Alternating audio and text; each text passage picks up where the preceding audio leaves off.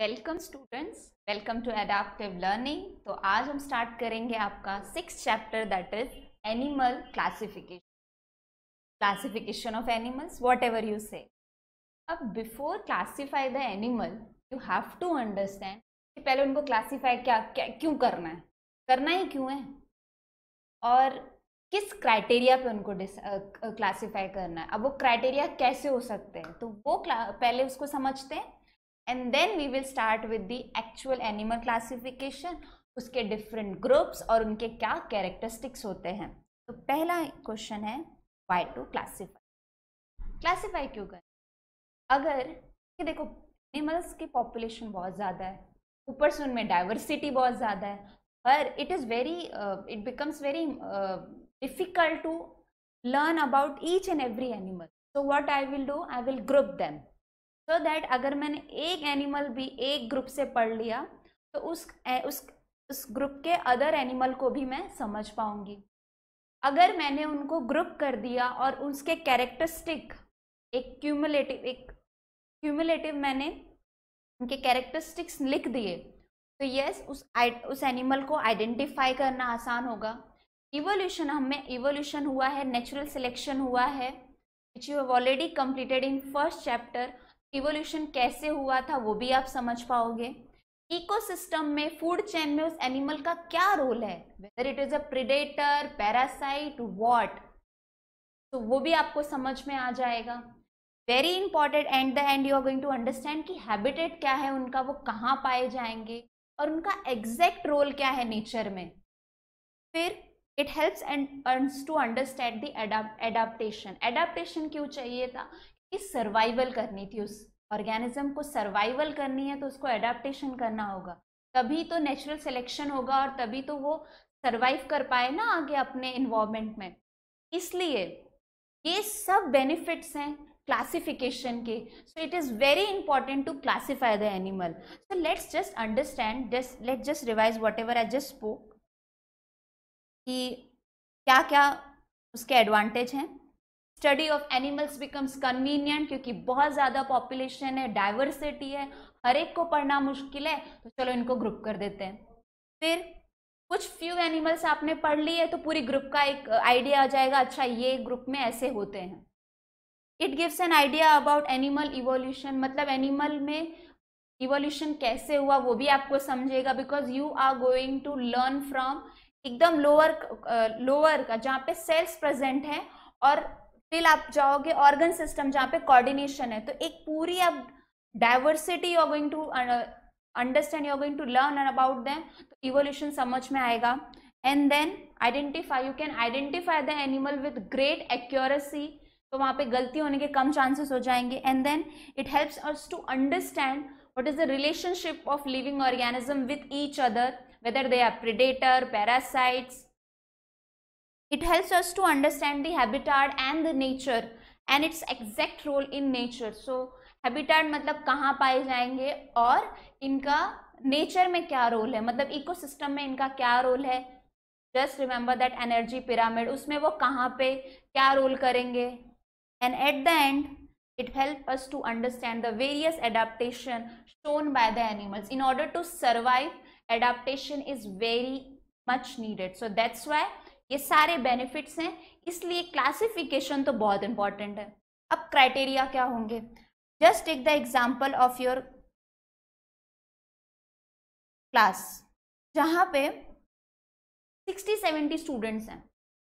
अभी मुझे उनको कहा गया कि इनको ग्रुप कर दीजिए आप, तो मैं क्या क्राइटेरिया यूज करूंगी?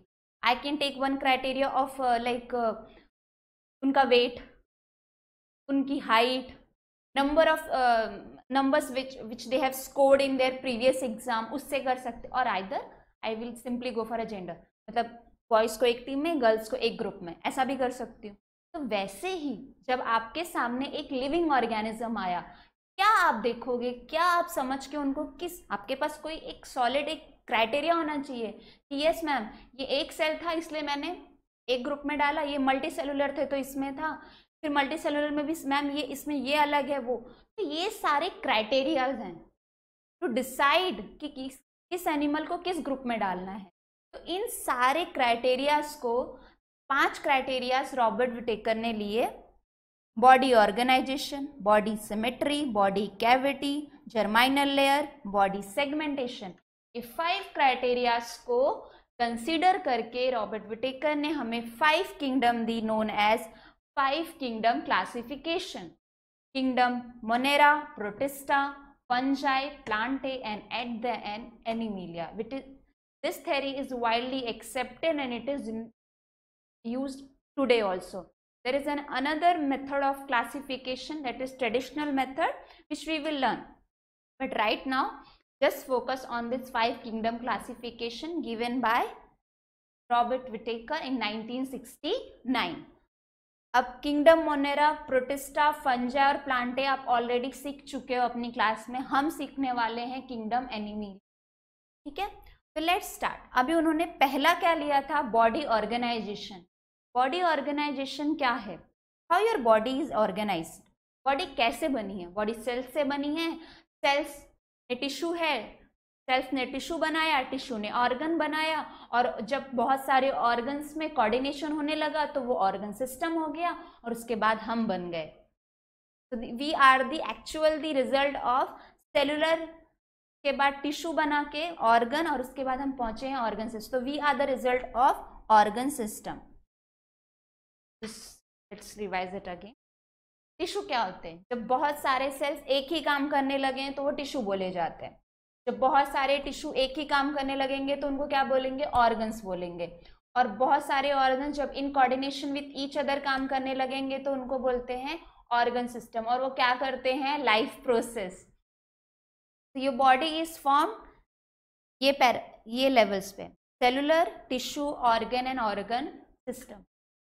This organ system is basically present in your body but not with other.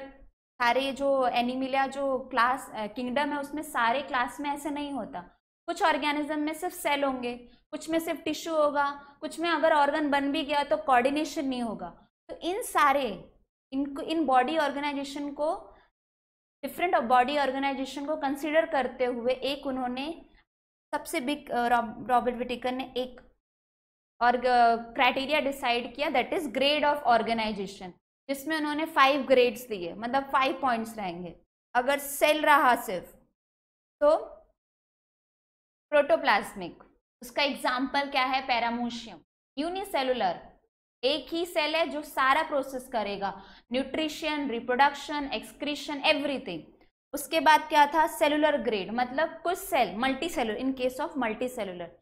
Aggregation of cell, मतलब सेल्स आ गए, टिश्यू नहीं बनाया, सिर्फ सेल्स आके इकट्ठा हो गए और काम कर रहे हैं। यहाँ पे कुछ टिश्यू नहीं है, सिर्फ एग्रीगेशन, मतलब let's start with unicellular animals, जिनमें क्या पाया गया है, protoplasmic grade organisation. Their body is actually made up of only single cell, जहाँ से वो न्यूट्रिशन भी करेंगे, रिप्रोडक्शन करेंगे, एक्सक्रीशन, सब एक ही सेल में करना है। और सारे फंक्शंस कौन करेगा, एक ही सेम सेल कर रहा है, यूनिसेलुलर। एग्जाम्पल्स हैं उसके एमीबा और पैरामोशियम। तो प्रोटोप्लाज्मिक एक ही, सबसे सिंपलेस्ट है, एक ही सेल है, उन्हीं को सब करना है, तो उनको क्या ग्रेड दिया गया, प्रोटोप्लाज्मिक ग्रेड ऑर्गेनाइजेशन। अब ये यूनिसेलुलर की बात हो गई, एक सेल था और प्रोटोप्लाज्मिक ग्रेड ऑर्गेनाइजेशन था। अब मूव करेंगे मल्टी सेलुलर ऑर्गेनिज्म पे। मल्टी सेलुलर एनिमल्स में क्या होगा, ऐसे, this is the example, sponge. इसमें क्या है ना, इस ऑर्गेनिज्म में, इसमें एग्रीगेशन, मतलब सेल्स इकट्ठा हुए हैं, टिश्यू अभी तक नहीं बने हैं, सिर्फ एग्रीगेशन, मतलब सेल इकट्ठा हो गए, टिश्यू नहीं बने और कोई सेलुलर कोऑर्डिनेशन। तो that is cellular grade organisation, मतलब सेल्स बन चुके। Multi cellular, don't get confused with unicellular का प्रोटोप्लाज्मिक। यूनिसेलुलर में क्या था, एक सेल था और वही सारे काम कर रहा था। In this case it is a multi cellular animal and yes there are more than one cell, but again tissue form नहीं हुआ है, कोई कोऑर्डिनेशन नहीं है, बट एक बोलते हैं ना, सेल का जमाव हो गया है, बहुत सारे सेल्स का। और एग्जाम्पल है इसका फाइलम पोरीफेरा। अभी ये जो फाइलम पोरीफेरा है we will understand, but example याद रखो इसका, स्पॉन्ज एंड एग्जाम्पल कौन सा फाइलम है, पोरीफेरा, और ग्रेड कौन सा इनको मैंने दिया, cellular grade organisation. Then next, अब क्या हो गया, मैंने क्या सिखाया पहले, सेल्स थे, यूनिसेलुलर था, उसके बाद मल्टी सेलुलर हुए जहां पे सेल्स आके इकट्ठा हुए पर टिश्यू नहीं बनाया। अब इसके बाद क्या बनेगा, टिश्यू बनेंगे, मतलब सेपरेट टिश्यू हैं जिससे बॉडी फंक्शंस होंगे बट ऑर्गन नहीं है। सारे टिश्यूज हैं, अलग अलग काम करने के लिए टिश्यूज हैं बट ऑर्गन अभी भी नहीं बने हैं, और उसका फाइलम है नाइडेरिया, और एग्जाम्पल है जेलीफिश, और ग्रेड है इनका सेल टिश्यू ग्रेड। पहले सेलुलर था, प्रोटोप्लाज्मिक को साइड में रखो अभी फिलहाल के लिए क्योंकि वो यूनिसेलुलर था। मल्टी सेलुलर में पहला हमने क्या देखा, सेल टिश्यू, मतलब सॉरी सेलुलर मतलब सेल्स आए, उनमें टिश्यू नहीं था। फिर हम किस पे आए, सेल टिश्यू, मतलब अब सेल ने टिश्यू बना लिया है बट वहां पे ऑर्गन्स नहीं बने हैं। एग्जाम्पल उसका क्या है, जेलीफिश, एंड फाइलम क्या है, नाइडेरिया। फिर मल्टी सेलुलर, अब मल्टी सेलुलर में क्या होगा, अगर उसके पहले वाली क्लास थी सेल टिश्यू, मतलब टिश्यू तक अब बात पहुंची थी, अब आगे कहाँ जाएंगे, टिश्यू से ऑर्गन की तरफ बढ़ेंगे। टिश्यू से जब ऑर्गन की तरफ जाएंगे तो यहाँ पे क्या है, ऑर्गन्स हैं, they are tissues are organised to form organs, organs हैं बट वो ना अपने अपने काम अलग अलग कर रहे हैं, मतलब कोई कोऑर्डिनेशन नहीं है। ओके, ये रिप्रोडक्शन के लिए ये अपना अलग काम करेगा, ये डाइजेशन के लिए अपना है, किडनी अलग काम कर, just hypothetical I am telling, बीच में अभी सोचो मत कि किडनी कहाँ से आ गई, I am just giving you an example कि किडनी अलग काम कर रही है, डाइजेस्टिव ट्रैक अलग अपना काम कर रहे हैं, मतलब कोऑर्डिनेशन कुछ नहीं। ऑर्गन्स बने, फंक्शंस कर रहे हैं but not in coordination with each other. तो अब ये ग्रेड क्या हो गया, tissue grade, tissue organ grade organisation, और इसका एग्जाम्पल है प्लेनेरिया। ये हो गया बॉडी ऑर्गेनाइजेशन में। And at the end that's we, ये हमारी बात हो रही है, dedicated organ for performing specific function in coordination with each other. Example, dog, frog and us. Yeah, definitely us, human beings. So हम लोग सबसे हाईएस्ट लेवल पे हैं, that is organ system grade organisation. So now I think it can, now you can understand this. Protoplasmic grade में let's just revise. Protoplasmic में क्या था, amoeba थे और पैरामोशियम थे जो क्या काम कर रहे थे, एक साथ जो है एक ही सेल था उनके पास, उसी से सारा काम कर रहे थे. फिर सेलुलर ग्रेड की तरफ बढ़े जहाँ पे सेल्स इकट्ठा हो गए बट टिश्यू नहीं बने. एग्जाम्पल मैंने क्या दिया, स्पॉन्ज. फिर हम लोग किसकी तरफ आए, सेल टिश्यू की तरफ. टिश्यू बने, टिश्यू अपने अपने अलग अलग काम भी कर रहे, स्पेसिफिक फंक्शन कर रहे हैं, और उनको हमने कौन सा ग्रेड दिया, सेल टिश्यू ग्रेड. और एग्जाम्पल क्या था, जेलीफिश. उसके बाद हमने क्या आए, टिश्यू ऑर्गन ग्रेड का एग्जाम्पल क्या पढ़ा, प्लेनेरिया. प्लेनेरिया में क्या है, बहुत ऑर्गन्स तो प्रेजेंट हैं डिफरेंट फंक्शन करने के लिए, मतलब अलग अलग कर रहे हैं अपने अपने काम, उनमें ऑर्गन्स में कोई कोऑर्डिनेशन नहीं है. And at the end human beings, that is us, में ऑर्गन सिस्टम डेवलप्ड है, मतलब हमारे ऑर्गन्स अच्छे से हैं, वेल डेवलप्ड हैं, स्पेसिफिक फंक्शन परफॉर्म करते हैं, and they are working in coordination with each other. So that's the body organization first criteria. वो खत्म हो गया. So let's move to the second criteria of Robert Whittaker, that is body symmetry. अब body symmetry क्या है, body symmetry वो होती है कि जैसे for example body plane, जिससे उस एनिमल्स को आप दो इक्वल हाफ में काट सको. If you want to cut me, you can, if you will cut me like this half, तो ऊपर का अलग है, क्या ये इक्वल हाफ होंगे, नहीं, बिल्कुल नहीं होंगे. आपको अगर इक्वल हाफ चाहिए so you have to cut me from this. तो मेरे पास क्या है, एक ही एक्सिस है, प्लेन ऑफ एक्सिस एक है, यहां से काटोगे तभी आपको दो इक्वल हिस्से मिलेंगे. तो depending upon this body symmetry. पहली बात, बॉडी सिमेट्री क्या है, body plane of an animal, how its parts are arranged. इस तरह अरेंज, मेरे पार्ट्स इस तरह अरेंज है. If you will cut me like this, then only you will get the two equal halves, otherwise you won't. तो इसको भी सोचते हुए, आपकी बॉडी सिमेट्री को कंसिडर करते हुए भी एनिमल्स को क्लासिफाई किया गया है। अब ये जो फर्स्ट पिक्चर है वो है अमीबा की। अमीबा में कोई बॉडी सिमेट्री नहीं, इसको कहीं से भी काटो you will not get equal halves, whether you are cutting from like this, like that, anything, any plane if you will use any imaginary axis, if you will take, you will not get any equal half. And in this case of frog, if you will take this kind of symmetry bilateral, so you will get 2 equal halves. So इसके ऊपर भी depending upon this property there are different types of animal body animal की body को और उनको भी फिर से क्लासीफाई किया है। अभी एसिमेट्रिकल बॉडी क्या है? सिम मतलब टुगेदर, मेट्री मतलब मेजर। अमीबा, पैरामोशियम और स्पॉन्ज, इसको कहीं से भी कट करो you will not get equal parts, so that's why they are coming into the category of asymmetrical body. So that's why when you will write about amoeba you have to write उसका class कौन सा है और या उसकी body कैसी है, asymmetrical body. तो ये चीजें अभी जब आप एनिमल क्लासिफिकेशन और हर एक ग्रुप उसका कैरेक्टरिस्टिक पढ़ोगे, so if you know these words it's very easy to write those characteristic. तो एमीबा की बॉडी कैसी है, एसिमेट्रिक, कुछ भी कर लो इक्वल पार्ट्स नहीं मिलने वाले। Then radial symmetry, radial symmetry का एग्जाम्पल ले लो स्टार फिश का। अब स्टार फिश के यहाँ पे मल्टीपल प्लेन ऑफ सिमेट्री है, फॉर एग्जाम्पल 5 है इसके पास। If you will cut like this तो तुमको उस प्लेन से भी तुमको 2 इक्वल पार्ट्स मिलते जाएंगे।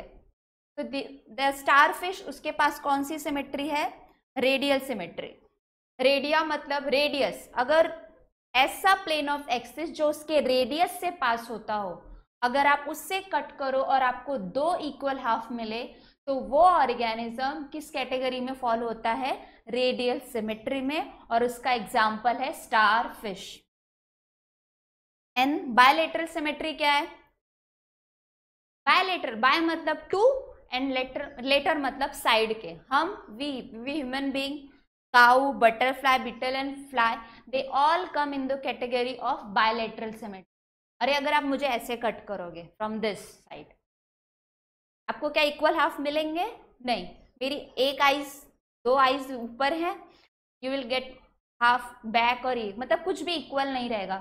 तो मेरे पास क्या है, ओनली एक ही इमेजिनरी एक्सिस है, मतलब मुझे एक ही है। रेडियल में क्या था, मल्टीपल है, और बायलेटरल में क्या है, एक ही एक्सिस है जो इक्वल हाफ दे पाएगी, दैट इज बायलेटरल। तो हम किस कैटेगरी के हैं, बायलेटरल सिमेट्री के हैं। तो let's take the body symmetry की एक रिवीजन अगेन से। बॉडी सिमेट्री मतलब क्या है, एक ऐसा इमेजिनरी एक्सिस जिसको कट करने से अगर आपको 2 इक्वल हाफ मिलते हैं तो उसको बॉडी, उस क्या आपको बॉडी पार्ट्स मिलते, इक्वल मिलते हैं, नहीं मिलते हैं, इस क्राइटेरिया को डिसाइड करके भी एनिमल को क्लासिफाई किया गया है।